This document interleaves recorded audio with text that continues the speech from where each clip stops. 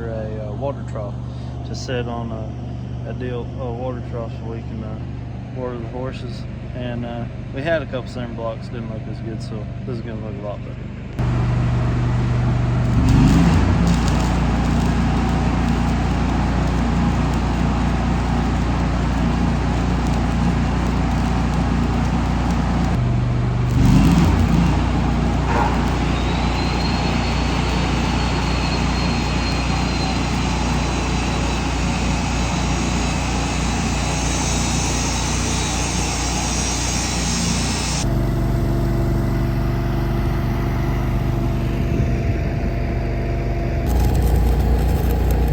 I know I'm not doing a whole lot of talking in this video, but here's what we're doing. So this frame is going to sit this trough on top of it. We used to have these cement blocks.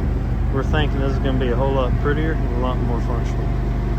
Well, I'm in the leather shop working on some hair clips, and I didn't film the outro, so I know I didn't talk much in this video, but I think you got kind of a gist of what we was doing.